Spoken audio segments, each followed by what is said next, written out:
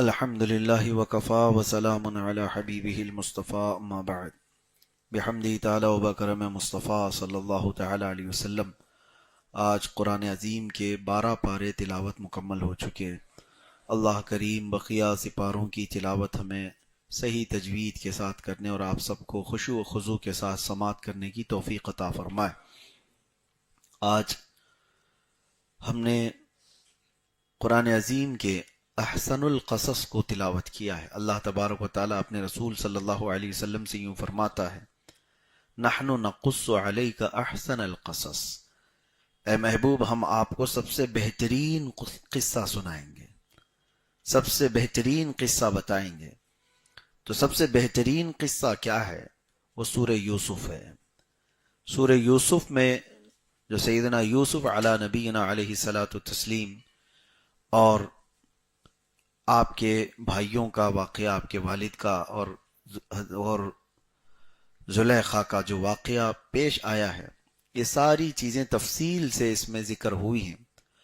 اور قرآن جس کو احسن القصص کہہ رہا ہو، احسن القصص کا مطلب وہ سب سے بہترین قصہ، تو اس سے بہتر قصہ کیا ہو سکتا ہے؟ بچوں کو بھی وہی قصے سنائیں جو قرآن میں ہیں اور حدیث میں ہیں۔ اور اس لیے اللہ تبارک و تعالیٰ فرماتا ہے عبرت کے لیے، اس سے بہت ساری چیزیں تمہیں سیکھنے کو ملتی ہیں۔ سورہ یوسف کی شروعات ہی رب تبارک و تعالیٰ یوں فرماتا ہے کہ ہم نے قرآن پاک کو عربی میں نازل کیا ہے تاکہ تم سمجھ سکو، اور اس کے بعد پھر عربی میں ہی یہ واقعہ بیان کیا۔ ہوا یہ کہ بنی اسرائیل کہاں سے شروع ہوتے ہیں؟ حضرت سیدنا یعقوب علیہ السلام کی اولاد سے۔ یعقوب علیہ السلام حضرت اسحاق علیہ السلام کے بیٹے تھے، اور اسحاق علیہ السلام حضرت ابراہیم علیہ السلام کے بیٹے تھے۔ تو یعقوب علیہ السلام کا ایک نام اسرائیل بھی ہے، یعقوب علیہ السلام کا ایک نام اسرائیل بھی ہے، اور عربی میں بنو کہتے ہیں یا بنی، بیٹوں کو۔ تو بنی اسرائیل کا مطلب ہوا اسرائیل کے بیٹے ہیں۔ یعقوب علیہ السلام کے 12 بیٹے تھے، اس میں 11ویں نمبر پر حضرت یوسف علیہ السلام تھے۔ 10 بڑے بیٹے اور اس میں 11ویں نمبر پر حضرت یوسف علیہ السلام تھے۔ شروع میں یہ 11 ہی تھے، اور سب سے چھوٹے چونکہ حضرت یوسف علیہ السلام تھے، اور پیدائشی حسن و جمال اللہ تعالیٰ نے کمال کا عطا کیا کہ آپ کو جو لوگ دیکھتے تھے وہ پلک جھپکنا بھول جائیں، ہر طرح کی خوبصورتی سمیٹ کر جس میں رکھ دی گئی ہو، وہ سیدنا یوسف علیہ السلام کا جمال تھا۔ اور آپ کے والد حضرت یعقوب علیہ السلام چونکہ اللہ کے نبی بھی تھے، اور ان کے باپ بھی نبی، ان کے دادا بھی نبی، نبیوں کا گھرانہ ہے، تو یوسف علیہ السلام کو وہ اپنے قریب زیادہ رکھتے تھے۔ حضرت یعقوب علیہ السلام کی یہ محبت اتنی غالب تھی کہ دوسرے بھائیوں کے دلوں میں حسد پیدا ہو گیا، شیطان نے حسد ڈالا۔ قرآن پاک میں اللہ تعالیٰ نے اس کا ذکر یوں فرمایا ہے، تو وہ صرف اور صرف اس بات سے حسد کرتے تھے کہ ہمارے باپ سب سے چھوٹے والے یوسف کو زیادہ چاہتے ہیں، ہم لوگوں کو اتنا خیال نہیں کرتے۔ اور یعقوب علیہ السلام اس وقت بنی اسرائیل کے یعنی تمام یہ جو بیٹے ہیں ان کے باپ بھی، اور اس زمانے کے بڑے رسول اور نبی یعقوب علیہ السلام، اور جتنی قوم تھی اس وقت وہ سب حضرت یعقوب علیہ السلام کی پیروکار تھی، آپ کا بڑا مقام تھا۔ تو ایک مرتبہ ایسا ہوا کہ حضرت یوسف علیہ السلام نے خواب دیکھا۔ خوابوں کی تعبیر کے سلسلے میں بھی میں آپ سے کچھ عرض کروں گا، اور اس خواب کے ذکر سے یہ سورہ شروع ہوتا ہے۔ شروعات میں ہی اللہ تعالیٰ نے فرمایا، انی رأیت 11 کوکبا والشمس والقمر رأیتهم لی ساجدین۔ حضرت یوسف علیہ السلام نے کہا، اذ قال یوسف لأبیہ یا ابتی، یاد کرو جب یوسف نے اپنے والد سے کہا کہ میرے ابا، میں نے خواب میں یہ دیکھا ہے کہ 11 ستارے، انی 11 کوکبا، 11 ستارے، چاند اور سورج، والشمس والقمر، مجھے سجدہ کر رہے ہیں۔ 11 تارے، ایک چاند اور ایک سورج مجھے سجدہ کر رہے ہیں۔ تو یہ خواب حضرت یوسف علیہ السلام نے دیکھا اور اپنے والد سے کہا، تو حضرت یعقوب علیہ السلام نے ان سے کہا یا بنی لا تقصص رؤیاک علی اخوتک، اے میرے بیٹے یہ خواب جو ہے نا اپنے بھائیوں کو بتانا مت، فَيَكِيدُوا لَكَ كَيْدًا، وہ کچھ نہ کچھ تیرے ساتھ دشمنی کر جائیں گے، کوئی ہیلا کر جائیں گے، کچھ نہ کچھ نقصان پہنچائیں گے۔ اور پھر ان الشیطان للانسان عدو مبین، بے شک شیطان انسان کا کھلا ہوا دشمن ہے، کچھ نہ کچھ بھائیوں میں وہ کرے گا۔ تو خواب بتانے سے تو منع کیا، بھائیوں کو مت بتانا۔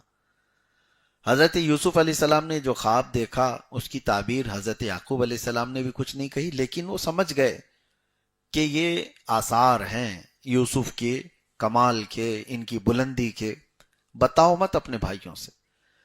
یہ بات چلتی رہی۔ اس کے بعد بھائیوں نے ایک پلان کر دیا کہ کہیں نہ کہیں یوسف کو راستے سے ہٹانا ہوگا۔ جب ابھی جوانی کو پہنچ رہے تھے، حضرت یعقوب علیہ السلام کبھی ان کو اپنے سے جدا نہیں کرتے تھے، دور بھیجتے نہیں تھے۔ بھائیوں نے سوچا کہ کس طرح سے یعقوب سے یوسف کو دور کیا جائے، ہمارے باپ سے یوسف کو دور کیا جائے۔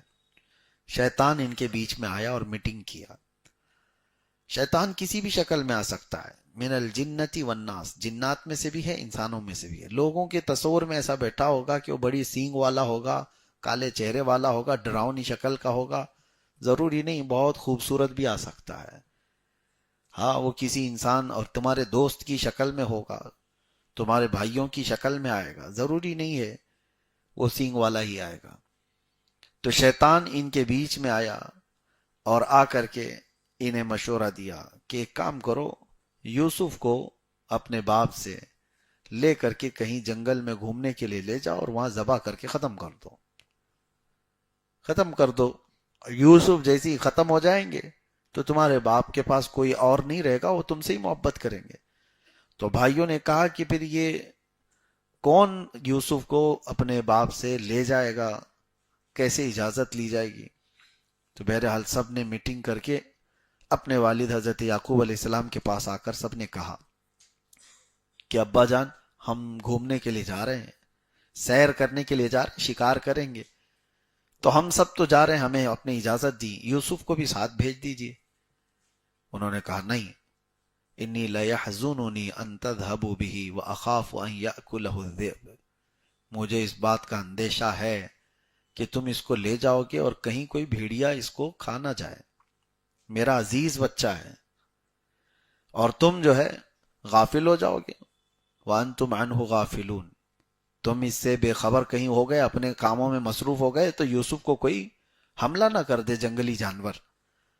تو آپ نے منع کیا تو سب رونے دھونے لگ گئے۔ قالوا لئن اکلہ الذئب ونحن عصبة انا اذا لخاسرون، ابا جان ہم تو اس کے سگے بھائی ہیں، اگر ہماری موجودگی میں کوئی بھیڑیا یا کوئی جانور کھا لے جائے تو پھر ہمارا کیا مطلب رہ گیا، ہم تو بڑے گھاٹے والے لوگ ہوں گے۔ اس طرح کی بڑی بڑی باتیں کی تو حضرت یعقوب علیہ السلام نے بھیج دیا، یوسف علیہ السلام کو ساتھ بھیج دیا۔ فلما ذهبوا به واجمعوا ان يجعلوه في غيابة الجب، قرآن میں اللہ فرماتا ہے اب وہ سب لے کر کے حضرت یوسف علیہ السلام کو جنگل میں آئے، پلان تو پہلے سے تھا ان کا، لیکن ذبح کرنے کی بجائے ان میں سے ان لوگوں نے یہ سوچا کہ ذبح کر دینا، کاٹ دینا یہ اچھا کام نہیں ہوگا، ایک کام کرتے ہیں کہ ویران کنواں ہے اس جنگل میں، وہاں پر ڈھکیل دیں گے، یوسف کو اس کنویں میں ڈال دیں گے، ہم خون نہیں کریں گے۔ اور یوسف علیہ السلام کو وہ لوگ لے کر کے آئے اور ایک ویران کنویں میں انہوں نے دھکیل دیا، اور یوسف علیہ السلام کی جگہ پر ایک بھیڑیا پکڑ لیا اور اس کو ذبح کیا، اس کو ذبح کر کے اس کا خون یوسف علیہ السلام کے جبے کو، ان کے کپڑوں کو لگایا اور ان کے کپڑے اتار لیے تھے، اور رکھ کر کے وہ واپس آئے یہی بتانے کے لیے کہ آپ کا اندیشہ سچ ثابت ہو گیا، آپ نے سوچا تھا کہ کوئی بھیڑیا حملہ کر دے گا اور سچ ویسی ہی ہو گیا۔ وَجَاءُوا أَبَاهُمْ عِشَاءً يَبْكُونَ، رات کو وہ لوگ روتے ہوئے لوٹے۔ قالوا یا ابانا انا ذهبنا نستبق وترکنا یوسف عند متاعنا، اے ہمارے باپ ہم گئے کھیل رہے تھے، سامانوں کے پاس یوسف کو بٹھائے تھے، فأکلہ الذئب، بھیڑیا آیا اور کھا لیا۔ اور کیا کر سکتے ہم لوگ، رونا دھونا سب شروع کیا۔ وہ کپڑا دکھائے، دیکھو خون میں لت پت کپڑا ہے، کیا کیا جائے۔ حضرت یوسف علیہ السلام کے کنویں میں ویران ڈال کر کے انہوں نے یہ ہیلا کیا اور اپنے باپ کو آ کر بتا دیا۔ اور وہ اتنا زہریلا کنواں تھا، اس میں سانپ اور بچھو موجود تھے، کسی انسان کا اس میں بچ کر کے نکلنا آسان نہیں تھا۔ انہیں پتا تھا کہ ہم نے کنویں میں ڈالا ہے، یعنی تقریباً موت کے منہ میں ڈال دیا، اور یہ واپس آئے۔ یعقوب علیہ السلام نے ان کو ہمیشہ کے لیے اپنے سے دور کر دیا۔ کہا کہ مجھے اندیشہ اسی بات کا تھا کہ تم کچھ ہیلا کرو گے اور میرے بیٹے کو مجھ سے دور کرو گے، اور تم لوگوں نے وہی کیا۔ تو ناراضگی اتنی کہ جس چیز کے لیے انہوں نے حضرت یوسف کو ہٹایا تھا وہ تو ملی نہیں، پلس یعقوب علیہ السلام کی ناراضگی اپنے سر پر لے لی۔ اور ادھر کیا ہوا، حضرت یوسف علیہ السلام کو کنویں میں جیسے ہی ڈالا گیا، اللہ تعالیٰ کا حکم ہوا جبرائیل امین کو کہ اے جبرائیل، تیزی سے جاؤ دنیا میں، یوسف کے کنویں میں گرنے سے پہلے ان کو پکڑ لو۔ حضرت جبرائیل علیہ السلام 3 بار دنیا میں بہت تیزی سے تشریف لائے۔ ایک جب حضرت ابراہیم علیہ السلام کو نمرود آگ میں ڈالا تھا تو آپ کو منجنیق سے پھینکا گیا تھا، آگ میں گرنے سے پہلے جبرائیل امین آئے تھے۔ وہ کتنا شارٹ ٹائم ہوتا ہے۔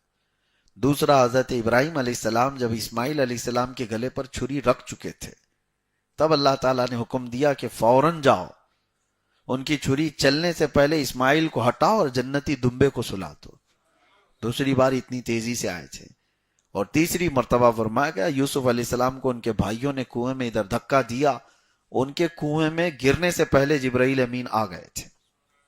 ان کی تیزی، ان کی سرعت، وہ پتہ نہیں کتنے ہزاروں اور لاکھوں میل کا سفر جو آسمانوں پر ہوں، وہ سدرہ کے مکین آنے واحد میں پہنچ سکتے ہیں، تو جس کے در کی وہ خدمت کرتے ہیں اس کی سرعت کیا ہے؟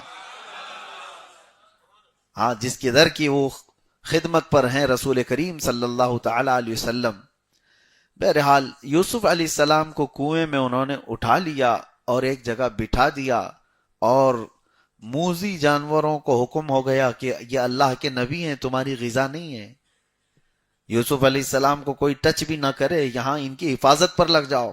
جو ایذا دینے والے زہریلے کیڑے مکوڑے یا جانور تھے اندر کنویں میں، وہ سب حضرت یوسف علیہ السلام کی حفاظت پہ لگ گئے۔ اللہ جس کو جہاں چاہے محفوظ رکھے، اور جیسے جس کو چاہے حفاظت پر بھی معمور کرے۔ وہ سانپوں کو بھی اللہ تعالی حفاظت پہ لگا دیتا ہے اللہ والوں کے لیے۔ ہاں، یہ بات بعید نہیں ہے، کبھی سانپوں کو اور بچھوؤں کو بھی اللہ تعالی حفاظت پر لگا دیتا ہے۔ ہاں، یہ دستور ہے رب تبارک تعالی۔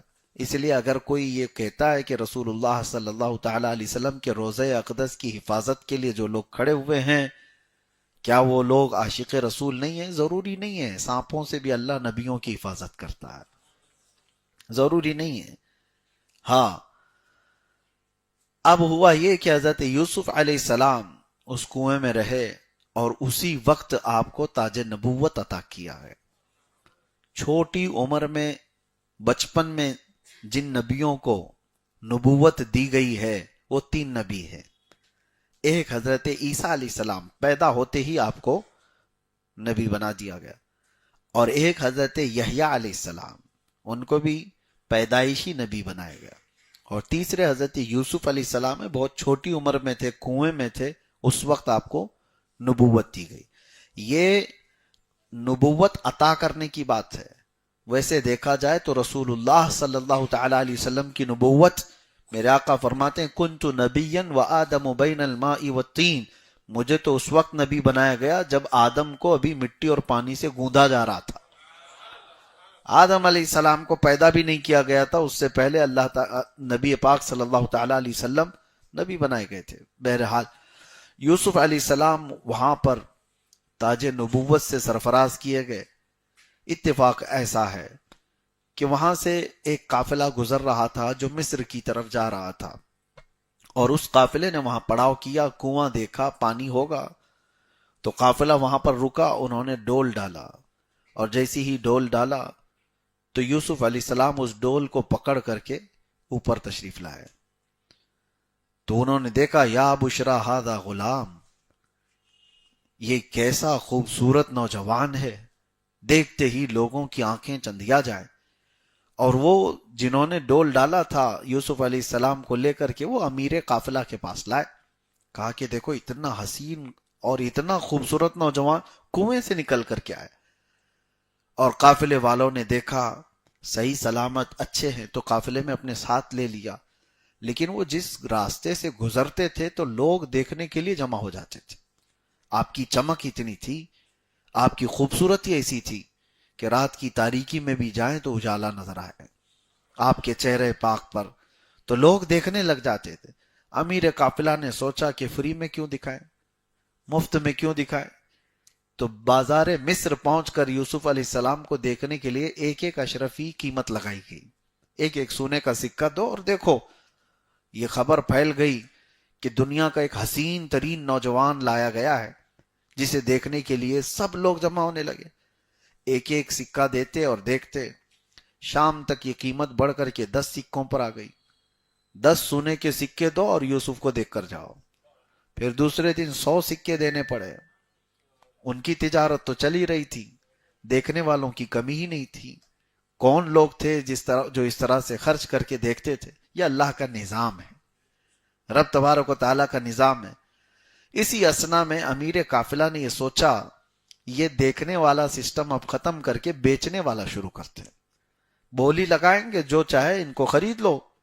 بہت حسین و جمیل خوبصورت نوجوان ہے. اس وقت جو عزیز مصر کہلاتے ہیں، یعنی مصر کا جو بادشاہ ہوگا اس کو عزیز مصر وہاں پر اس زمانے میں. تو عزیز مصر جو ہے اس کی بیوی تھی زلیخا. زلیخا نے بہت ساری روایات ہیں اس میں،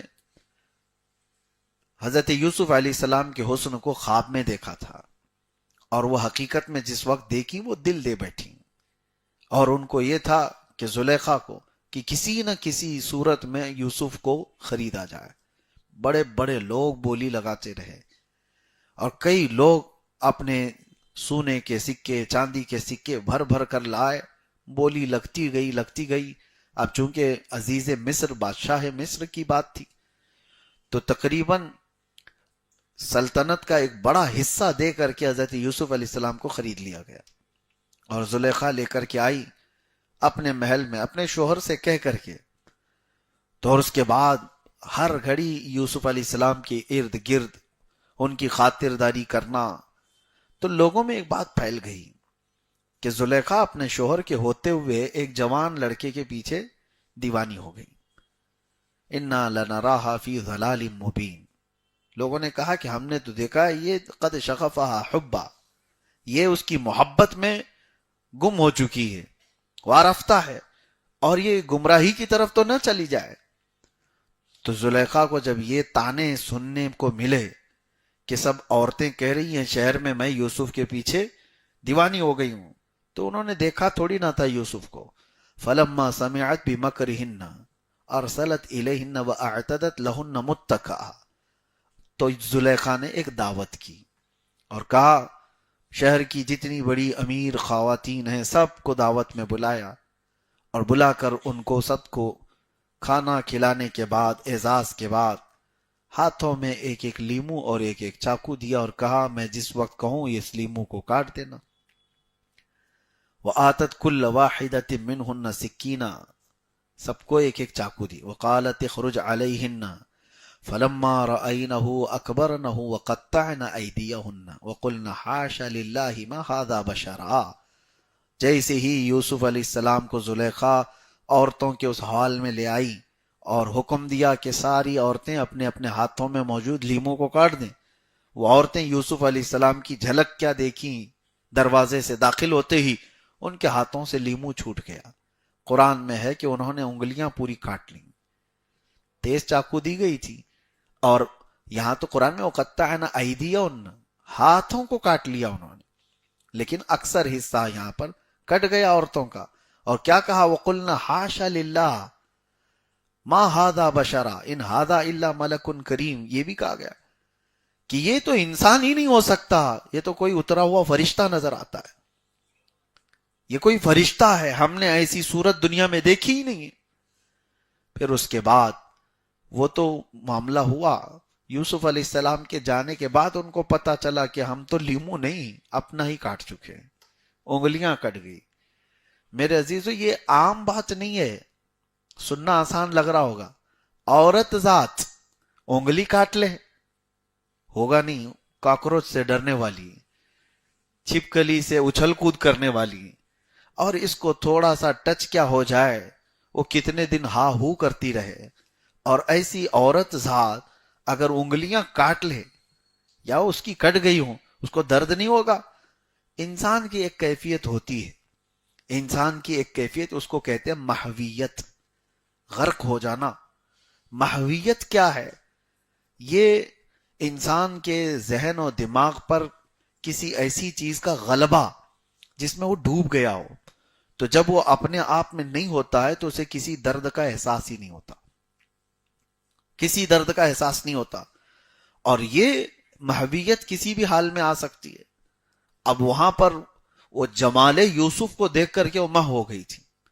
اسی طرح کی بات حضرت مولا علی کرم اللہ وجہہ الکریم، آپ کی پنڈلی میں ایک تیر چبھ گیا تھا اور اس کو نکال نہیں پا رہے تھے، پنڈلی میں گوشت میں پھنسا ہوا۔ تیر کیسے ہوتے تھے جانتے ہیں؟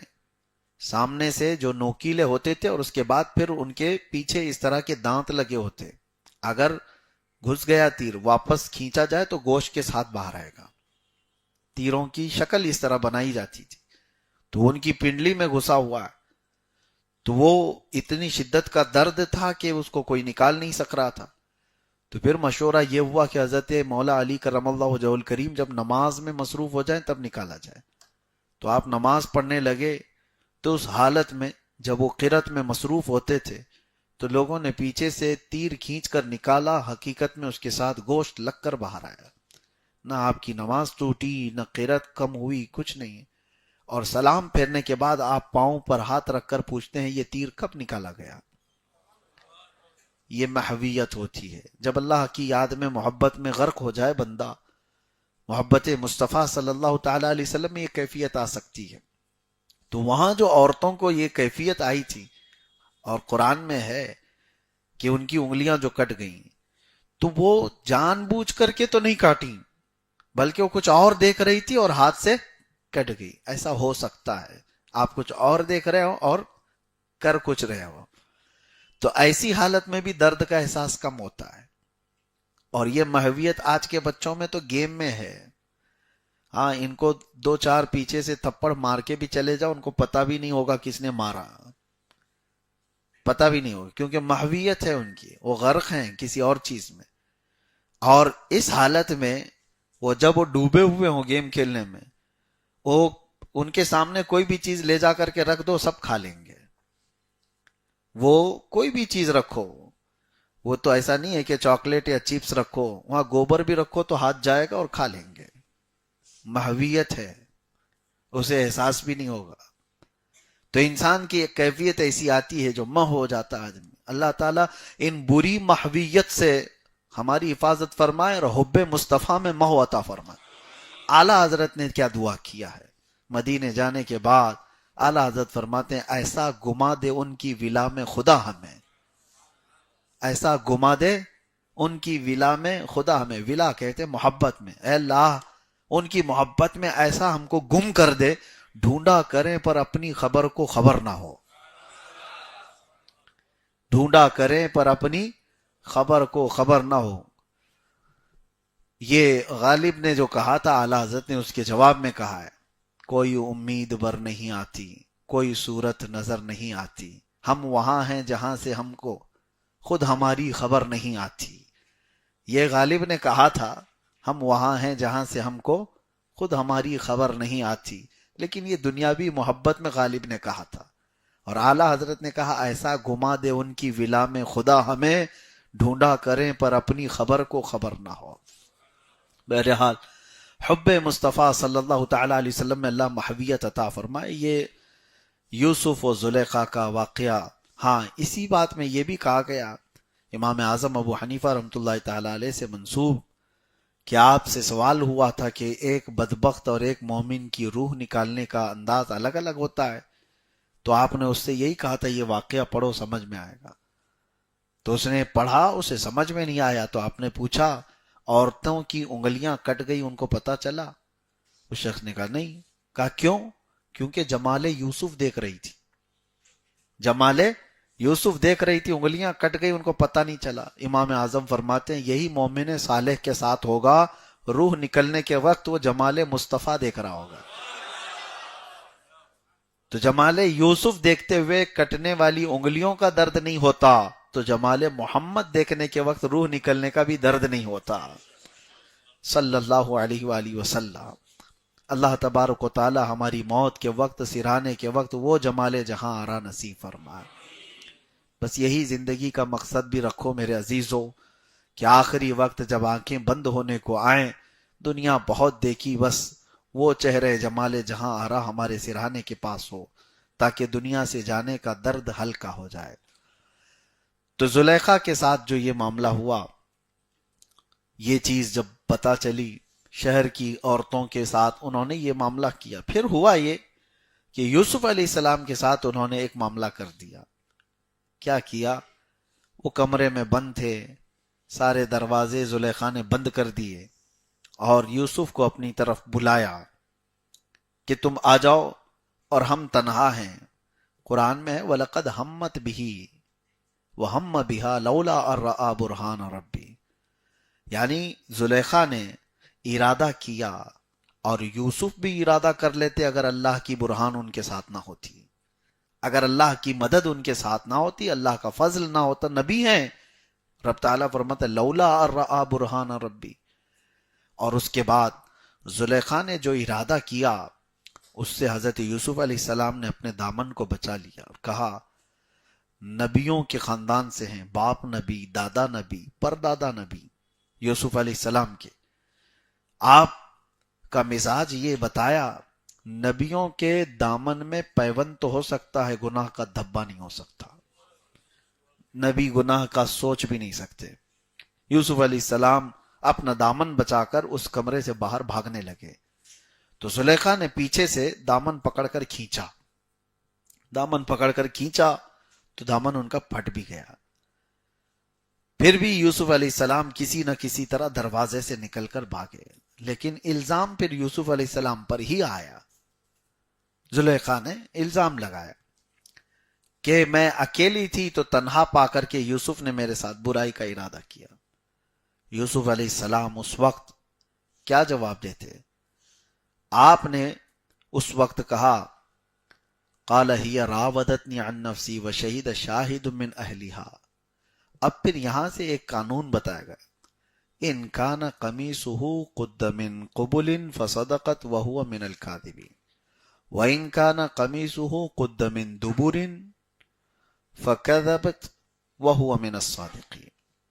دیکھو یوسف کا جبہ سامنے سے اگر پھٹا ہے تو پھر یہ زلیخا سچ بول رہی ہے, یوسف نے کچھ کرنے کی کوشش کی, یوسف غلط ہیں اس میں. اور دیکھو اگر جبہ ان کا پیچھے سے پھٹا ہے تو پھر زلیخا جھوٹ بول رہی ہے اور یوسف سچے ہیں. تو جب ان کا جبہ دیکھا گیا تو پیچھے سے ہی پھٹا ہوا تھا, کیونکہ وہ بھاگتے ہوئے ان کا جبہ پھٹا ہے. یہ نہیں ہے کہ حملہ کرتے ہوئے سامنے سے کپڑا پھٹا ہو. زلیخا نے دفاع میں کپڑا نہیں پھاڑا, پکڑنے کے لیے پھاڑا. یہ معاملہ ہوا, اس کے باوجود بھی عزیز مصر نے یوسف علیہ السلام کو اٹھا کر جیل میں ڈال دیا. یہ بغیر کسی قصور کے, بغیر کسی جرم کے حضرت یوسف علیہ السلام جب جیل گئے. میرے عزیزو یہاں پر ایک بہت بڑی سمجھ کی بات ہے, جب کسی کو اس طرح کی کیفیت سے گزارا جاتا ہے نا, اس کو برداشت کرنا آسان نہیں ہوتا. کرائم کرنے والے جیل میں آتے ہیں تو کمپرومائز کر کے آتے ہیں, پہلے سے دماغ بنا کے آتے ہیں, لیکن جو کیا ہی نہ ہو اس کا وہاں جینا بہت مشکل ہو جاتا ہے. بار بار اس کے دماغ میں کچوکے لگتے رہتے ہیں, میں نے ایسا کیا کیا.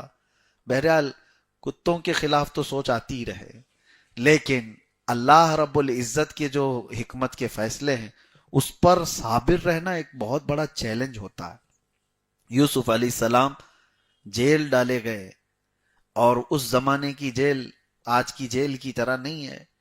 جیل کے اندر کیا کیا معاملات ہوئے, ایک دن گزرے ہوتے، 2 دن گزرے ہوتے، یوسف علیہ السلام کے مہینے 2 مہینے جیل میں کٹے ہوتے تو سمجھ میں آتا 7 سال جیل میں گزر گئے تھے، بغیر کسی قصور کے، بغیر کسی جرم کے، جوانی میں جس کو جیل ڈالا جائے، اور اس کے بعد ان کو وہاں پر اس انداز سے رکھا گیا کہ جیل کے حالات بڑے سخت تھے۔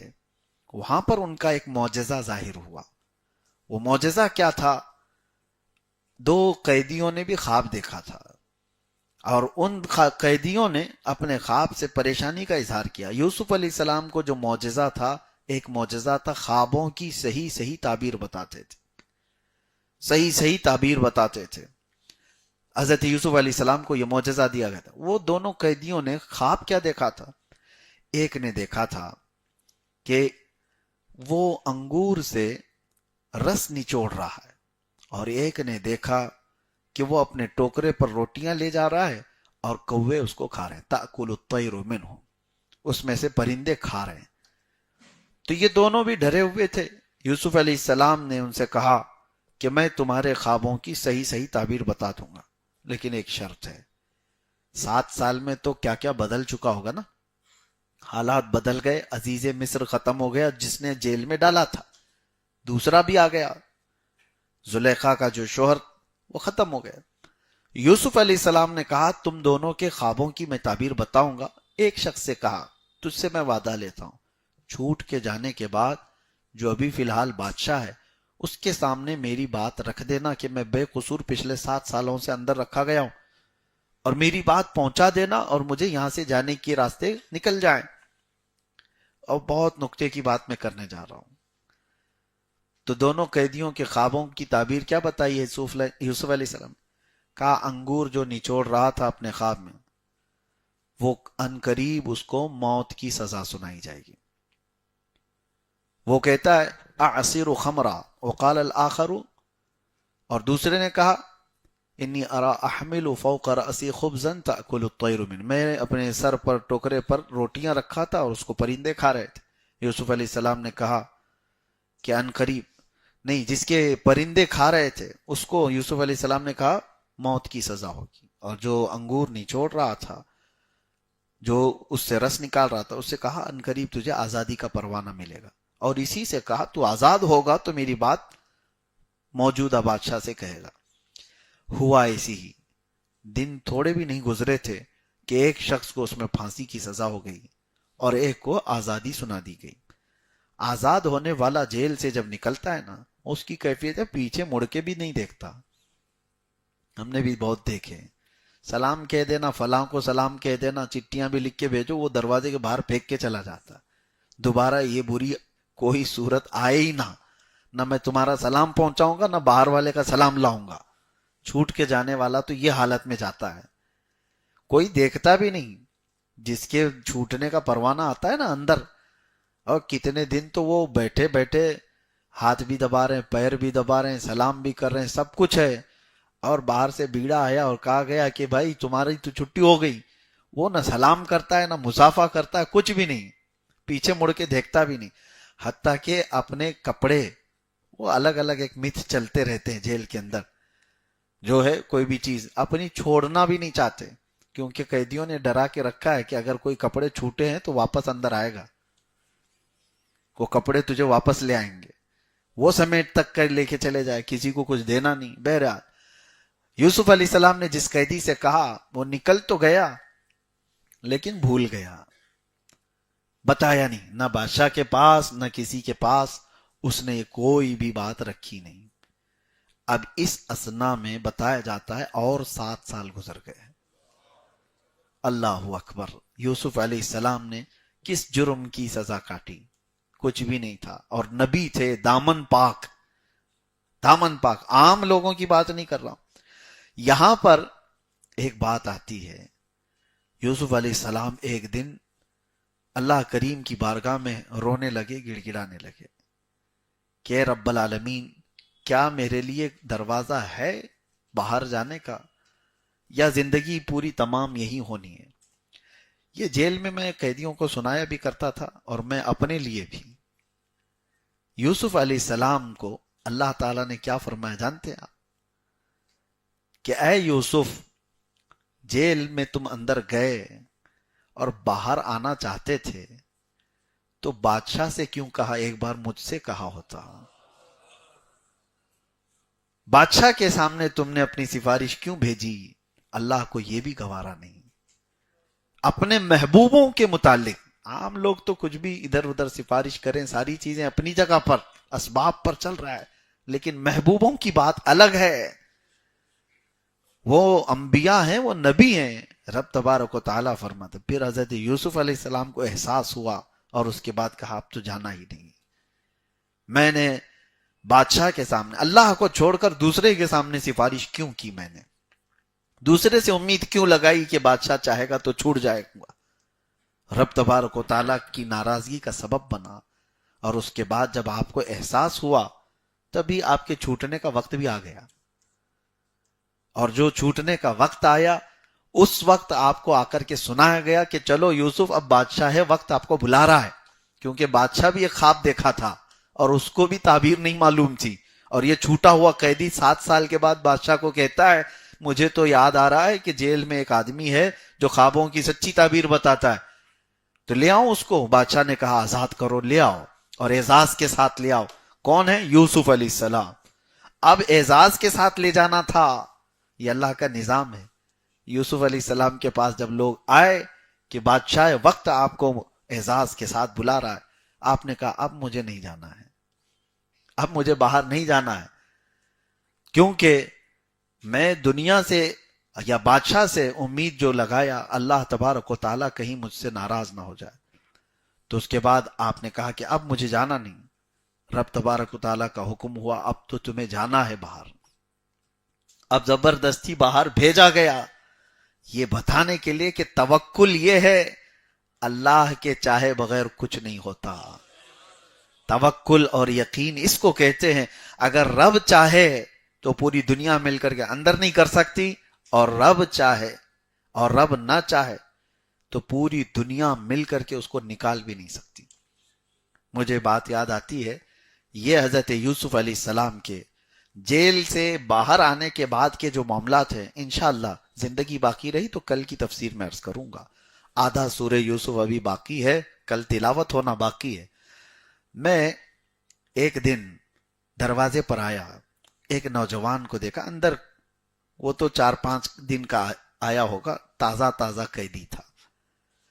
تو وہ دیکھا، کہا مفتی صاحب، اور میں تو ملاقات کے لیے نمبر لگایا ہوا تھا۔ وہ دیکھ کر کے رونے لگا، آنکھیں لال کر کے۔ اس کے بعد اس نے ایک بات کہی، کہا کہ حضرت اگر ہم باہر چاہیں، ہم جو ہے 10,000 نوجوانوں کو لے کر کے آ جائیں گے اور ان سے کہیں گے ان سب کو اندر رکھ لو اور ان کو باہر کرو۔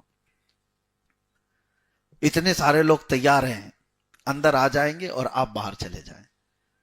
میں نے کہا کہ ہو سکتا ہے 1,00,000 لوگ بھی اندر آئیں، ہماری محبت میں 1,00,000 لوگ بھی اندر آئیں ہمیں باہر نکالنے کے لیے، لیکن جس کو چاہیے وہ 1,00,000 نہیں چاہیے، وہ ایک ہی چاہیے ان کو، وہ 1,00,000 ان کو نہیں چاہیے، وہ ایک چاہیے۔ تمہارے 10,000 یا 1,00,000 اندر لانے کا کوئی حاصل نہیں۔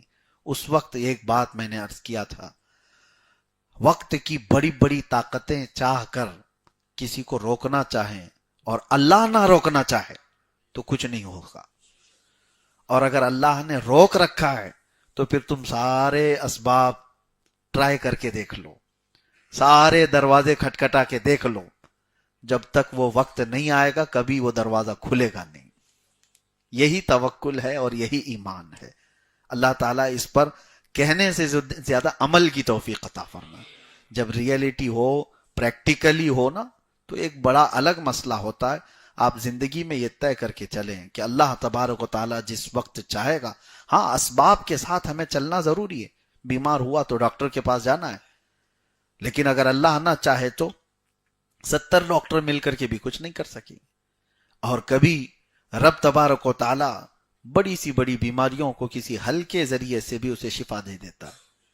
تو امید اور یقین اللہ کی ذات سے لگائے رکھیں، اور اسی کو کہا گیا ایمان ہے۔ اور تقدیر کس کا نام ہے؟ تقدیر پر ایمان رکھنے والا ہی مومن ہے. جو کچھ بھی زندگی میں اچھا یا برا ہوگا وہ اللہ کی مرضی سے ہوگا. رب تبارک و تعالی ہمیں ان واقعات سے اور قرآن پاک کی ان آیات سے درس لینے کی توفیق عطا فرمائے. وآخر دعوانا ان الحمد للہ رب العالمین. السلام علیکم.